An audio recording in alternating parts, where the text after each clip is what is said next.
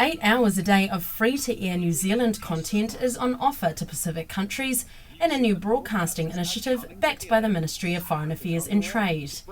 Earlier this year, Prime Minister John Key announced the plan at the Pacific Islands Forum Leaders Summit. But just how this plan will roll out was the focus of a seminar at AUT University last week.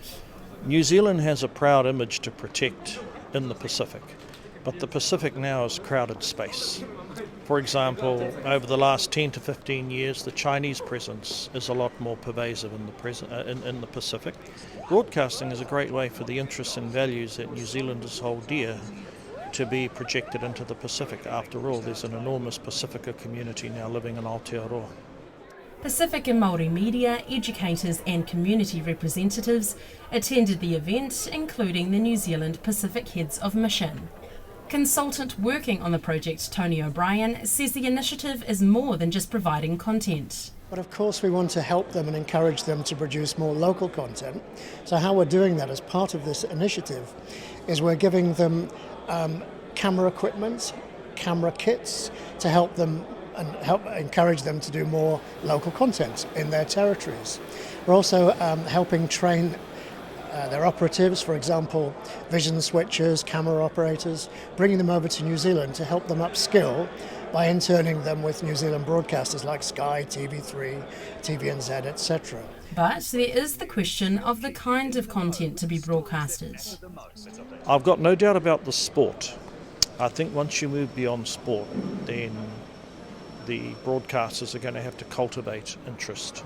I think we have to agree that sport, not for everyone, but for vast numbers of viewers, it creates its own momentum.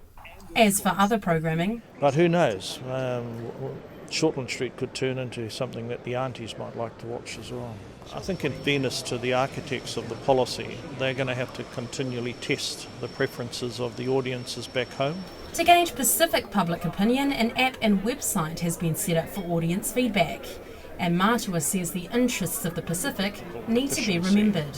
But they have to find ways to collaborate with our Pacific broadcasters that don't overshadow the Pacific broadcasters. It helps them husband talent, it helps them define maybe a better standard that they can build their broadcasting services up to.